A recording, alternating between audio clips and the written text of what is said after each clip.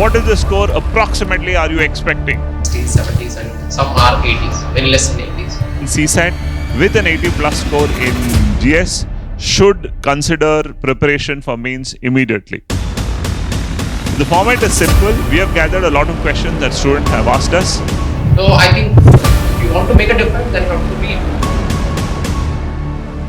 The next 60 days. Usually for GS, most of the students feel there is lack of time. Hello everybody. Prelims for the year 2025 is done. It's more than a week now. By now, most of you would have largely come to a conclusion.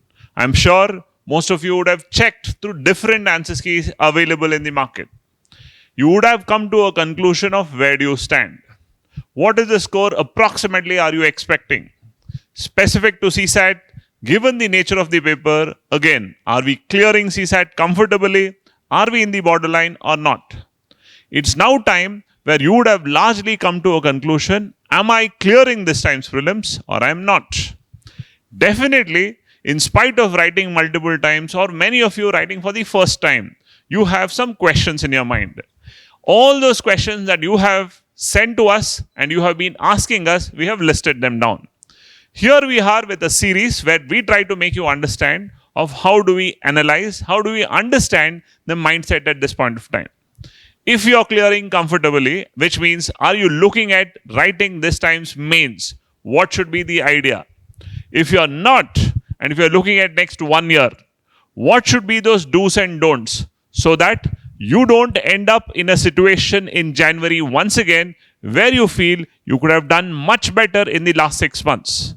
What is all that I should do?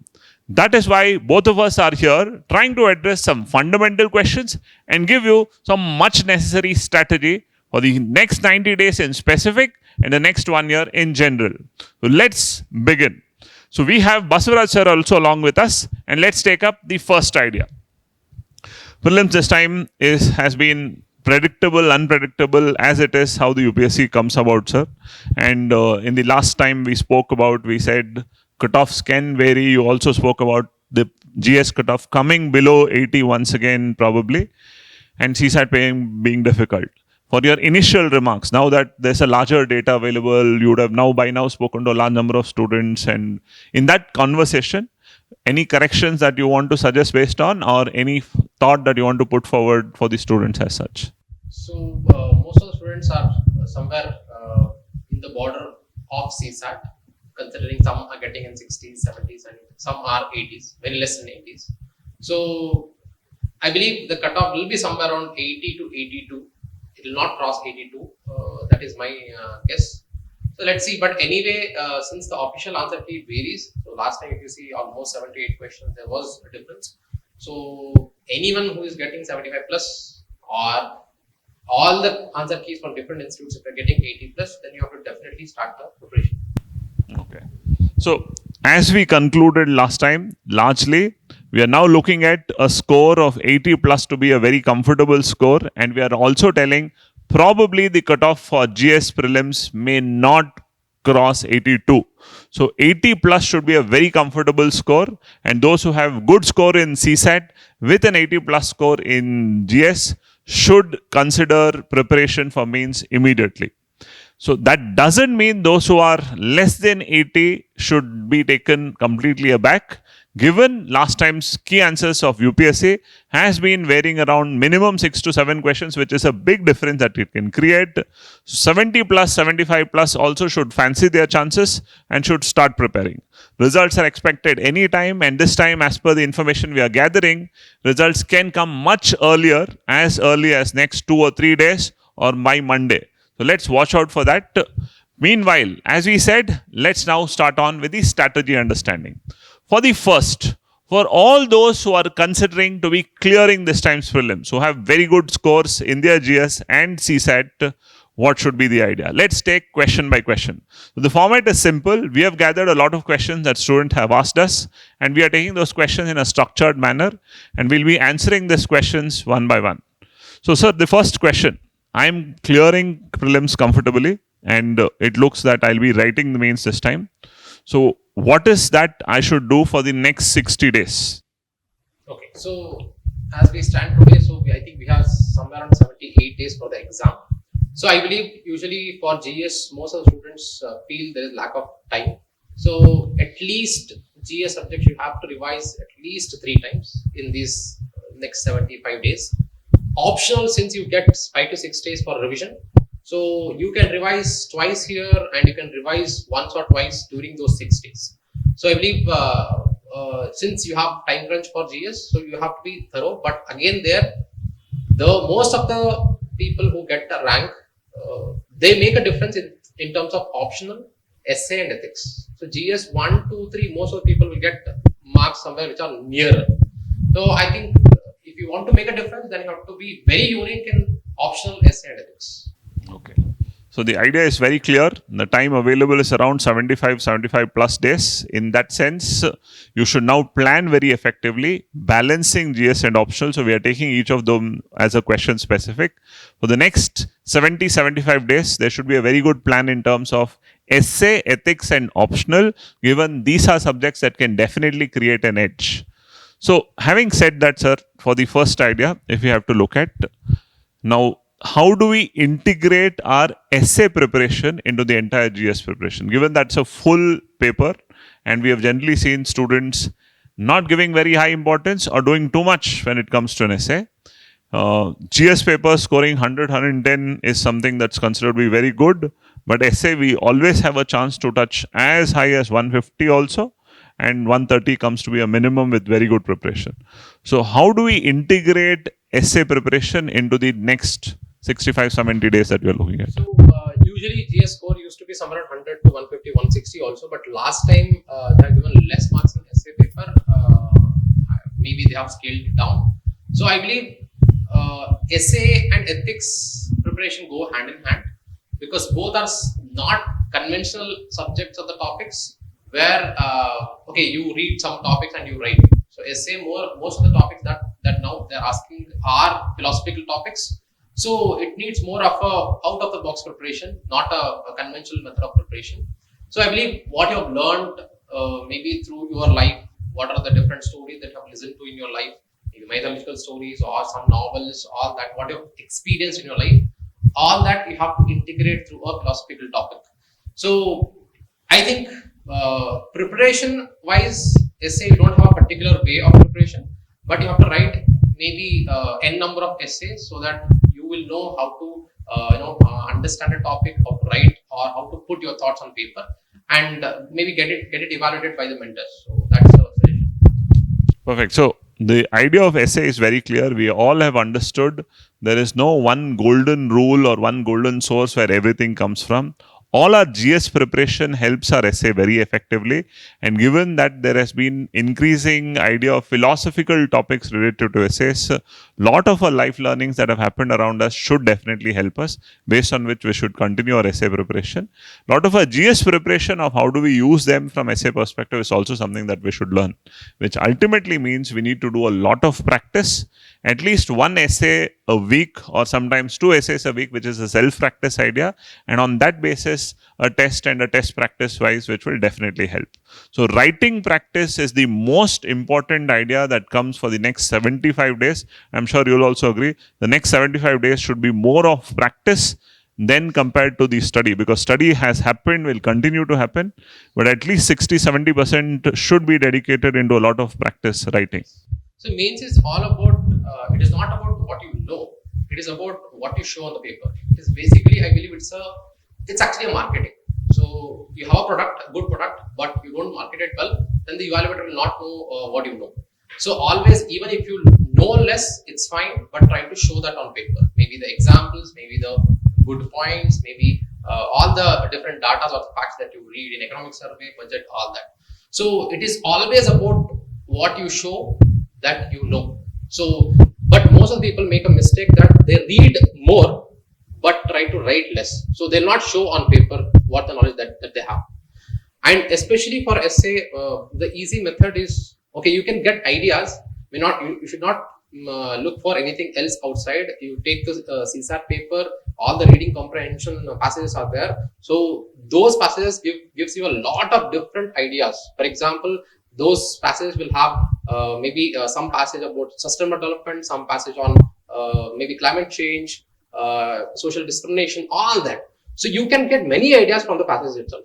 Wonderful. So essay itself is a separate topic of discussion. Probably we should take it up much in detail because there's a lot of ideas coming in terms of can we write subheadings in an essay? Can we do many such things? So probably we'll take that at a very later point of time. But now if we are looking at two specific questions, I'm writing mains for the first time. So how do I prepare for an essay? I have written mains twice, thrice, and I have found less success in the way of the idea of essay. What different should I do?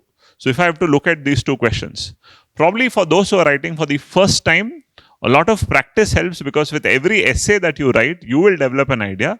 And when we evaluate your essay, when we are able to tell you these are things that are sounding good and coming out good, you should continue. And these are things that probably you should add as dimensions to your essay, that will definitely help. So please do write. And for those who are writing it twice, thrice, and probably this is your second mains or third mains, there again, writing will definitely come to your rescue. Do a lot of writing because that will build a lot of dimensions as such. Would you agree with that on that perspective? Yes, yes. So on now in terms of topics, probably this is the final topic, the idea that we are taking with respect to essay. We have seen there were questions more GS oriented. We have seen the questions more tilted towards philosophy. Now we are seeing a mix where there are philosophical questions framed in a GS manner. So we need to write a very good combination of a GS answer writing, GS essay writing, including the philosophical understanding. So that definitely requires a lot of integration of skill and thought. So initially, you can see the 2013 to maybe 16, 17 essay papers, there used to be GS topics where maybe you had a set pattern that, okay, you used to write from a historical background, political background, economic background, all that. But I don't think so that formula works now because it's completely more philosophical. Even if it is looks like a GS topic, but they'll ask in the maybe the fragrance of the philosophy. So you don't have a set pattern because I've seen this time some of our students who have written just 5 pages or 6 pages of essay, they've got 120 marks, which is very good mark this time. So because I've seen over the years that okay, you should not fill all the 12 pages. That is not necessary, but for the evaluator, maybe the idea or the emotion that you try to put through the paper, that he should like it. That is the only criteria that will give you marks. Which is very subjective that the evaluator should like. But that's where a lot of practice will help, where if your essay is evaluated by at least 3 or 4 different evaluators, and if you're able to score that minimum, and if you're able to improvise on that above average idea, that definitely will reflect on your paper when you see your final marks also. That's something that we are telling by experience. Now, closing on the essay idea and moving forward, before we get to the GS papers in specific, we also said optional plays a very important role. But one critical question with related to preparation during this next 70-75 days, how do we balance our optional preparation to the GS preparation? What is the right mix of time that we should take? So usually during while we're preparing for prelims, we usually study the GS subjects. So we will have a hold on GS subjects. But optional, some people, most of the students will not revise optional very frequently. So in the next 75 days, you have to be in touch with optional every day. You should not, whether it is technical option like math or whether it is maybe political science and or anthropology, any subject, you have to be in touch with optional every day. So you have to revise more maybe for the people who are writing mains for the first time. They have to put a lot of efforts in optional because optional there is only one rule. You have to be unique in your optional. So let's say you are writing a anthropology optional paper, then you have to write like an anthropologist. If you're writing like let's say public administration optional, then you have to write like an administrator. So that language should be technical, but it's simple. Theoretical. Okay, that's very clearly put out. Now to summarize that thought, first idea, you would have last probably touched your optional in January of this year. After that, you're in full-fledged prelims mode. So all your time has gone to GS. So last touch of optional has happened in January, which means there's a good 4 to 5 months gap. Which means you have to now bridge that gap, come to a mode where you're writing answers every day. Your idea about optional is very clear. That's why daily focus on optional, at least 2 to 3 hours of study with some answer writing on a daily basis, which gets you to the optional mode. Number 1. Number 2. Now, specific, how do we differentiate answer writing from GS to optional? Mind you, GS, UPSC notification itself clearly says the knowledge level they are looking at is 12th standard level knowledge. But when it comes to optional, they are looking at degree plus, not even degree, but degree plus an honors level understanding, which means that's why Basuraj sir was clear when he said that when you're looking at an optional writing, when you're writing public administration, when you're writing sociology, when you're writing geography, you should write like your technical understanding is clear. You can't write a GS way of answer writing in optional. Your answer should have theoretical understanding, quoting from the theory, given that you have to also bring in examples and justify. In that sense, your optional value and the weightage that you give to your way of writing optional answers should be pretty higher compared to GS. So don't write optional answers like GS or don't like GS answers like optional. That's the golden rule that you should follow. This is how you come into picture. But again, coming back to that question, you said every day, but I'm writing for the first time and I feel I have to give time for GS also and optional also. But balancing is becoming a problem. Should I say, if I'm looking at 10 hours a day, 4 hours of GS, 4 hours of optional, and 2 hours of larger preparation in terms of answer writing, some data collection and all of this? Or should I give 6 hours for this and 4 hours for this? What would be the mix? I think 50-50%. So 50% of the time should go to optional, 50% of the time should go to GS. So because GS, the preparation part you have already done, even through the prelims, maybe some extra topic will be there like ethics, maybe disaster management or internal security, extra topics. But I believe most of the topics that you have read already. That's why GS, you should focus more on writing the answers or the test series. For optional, it is more about revision and the writing the tests. Correct. So that's the idea in terms of GS requires more of revision and answer writing practice. But when it comes to optional, it's about study and then pushing yourself towards answer writing. Optional does require some extra effort, which you should be readily putting in because 500 marks, 2 papers, and as an essay, optional marks also can give that 20-25 marks edge, which will matter a lot when it comes to the final ranking. So that's specific of how do you ensure that there is a balance between GS and optional. Now taking a specific question, sir. While I'm preparing in terms, answer writing becomes very important. Everybody tells me answer writing is important. But how exactly do I push myself towards answer writing? What should I do? Now, I know that there is a knowledge, but then to bring it as an answer, right? Very plain idea. How do I push myself into answer writing? So most of the students in the initial period of their preparation and writing means, what they'll do, they'll usually follow the method of school where we used to just maybe read or mug up or by heart, then just represent that on paper. But here it will not work because let's say you have written an answer which is very bookish. Evaluator will somewhere sense that okay, this person has written from the memory, not from the maybe wisdom or the knowledge that he has. So I believe your answer should be a good mix of both memory and your wisdom.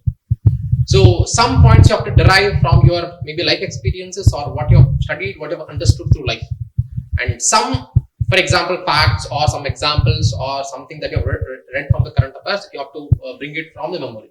So it should be a good mix of both memory and the wisdom or the common sense that you have.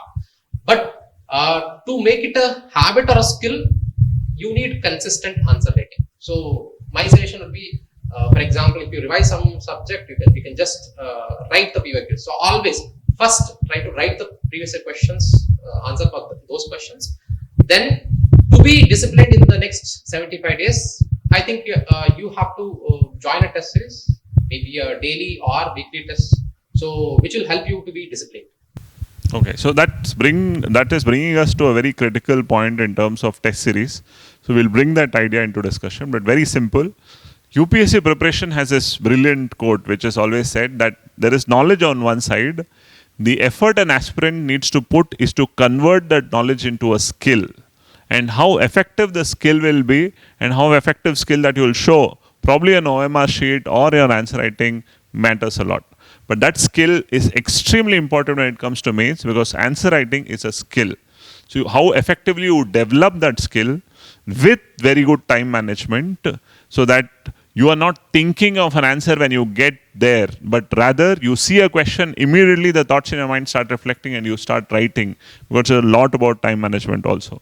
So that means daily practice becomes necessary. Take a lot of daily practice in terms of self-answer writing. We are here to help you. Come down to us, sit down with us with your daily answers that you have written by yourself so that we can evaluate. There probably you may not be very strict on time. Take your time and write. At least how do you formulate an answer for the question becomes easier for you. Then take up a test series. Test series becomes extremely important, and that test will help you modulate the way you're putting in. That brings us to the idea of test series. When you talk of a test series now, very simple again, how important is test series for mains preparation when we are writing mains that year, and how effectively should we balance our preparation to test series? Because many times there's a question, I have not prepared, how can I write? This is one common question that students ask. So usually, especially for the first time means writing people, so they always have a fear. So one thing is okay, history is too much to prepare, but without preparation, I will not have confidence to write the test. So it's okay even if you don't prepare. Also, it's okay. First, write the test. Somewhere you'll realize that even with preparation, also you'll not be able to write all the answers with maybe complete effectiveness. So I believe somewhere over the period of time you will understand that, because in prelims you might have realized that whatever that you read will not come in the actual paper. So somewhere reading or preparation is for your satisfaction, not for the exam. In exam you'll have other questions only. 80% of the questions will come from somewhere else. Only 20% of the questions you will know. Even in mains also somewhere in the similar way. So you know maybe 30-40% of the questions you know the answer. Remaining you will not know the answer. So somewhere you have to generate the points logically in the exam hall. So that skill, when you write the test consistently, then you will get that skill. So don't have the fear. So anyway, if you fear, then nothing will come out from you because there will be anxiety, there will be panicness. So try to write, try to think from the point of view, okay, what he is asking, what I can answer. So it's that skill that is very important rather than the knowledge. Wonderful. Now, the idea is very simple. The importance of a test series is as simple as you have to face a surprise. When you prepare yourself and you write a question that you have taken based on your preparation, then you are trying to test your preparation. But mind you, mains exam gives you a question paper which is thrown at you as a surprise. Probably all 20 questions that are there in the paper are a surprise. So how do you handle that? So let's not go there to the exam hall and face that surprise and be surprised. Rather, here is when you face a test series, you are preparing, you are developing your content, you have your knowledge. But when a surprise question comes to you, how do you answer that question with the knowledge that you have? That is skill. And when you take that test repeatedly, irrespective you're prepared or not, because don't judge your preparation based on how do you write answers in a test series. It's not a judgment of your ability. You're writing a test series so that you can enhance your ability. And with every test, probably in the first test that you're writing in part of a test series, you're not able to answer the entire paper. You're answering only 10 out of 20 or about 4 out of 10. But that's still okay. How much you are able to write, which means there is learning that comes, that you have to improve on timing, you have to improve on your skill of answer writing, right? Addressing the specific demand of the question. This is where you will have to work on the specifics. So that's why test series plays a very, very important role. Please take up a test series anywhere that is your comfort area. That's where we are looking at the picture. So now, specific to the idea, sir, when we look at test series, we have been talking about habit. And probably from the last 3 years now, we have been working on prelims habit, which has worked wonders for us, and students have continuously reported of how it has built a routine. And last 2 years, we have brought in the idea of mains habit. That is also something.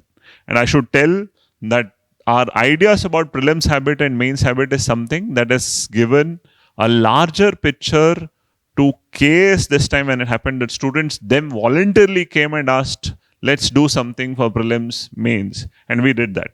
We are back to UPSC season in that sense. What is the vision behind the idea of a mains habit that you want students to write 1 hour every day and answer 6 questions? How will it help? So, my initial purpose was usually we'll have mains habit test in the morning, somewhere around 7 to 8 o'clock. So, when you write the test in the morning, you'll have a fresh mind and you'll not have any prejudices in your mind. For example, so there the actual answering skill will come out. So that is what I wanted to maybe inculcate that skill among the students, that when you write with a fresh mindset, so somewhere you will have something to write without much judging or without having fear. So when you write on a daily basis, then over the period of time, you'll realize that, okay, this exam is not about how much I read. This exam, especially the mains, is all about how I portray what I know. So it is a good mix of what you know and how you portray that on paper. Wonderful. So the idea of habit is very simple. It is trying to make something a habit of your own so that whatever you know, you will be able to apply from the exam's perspective.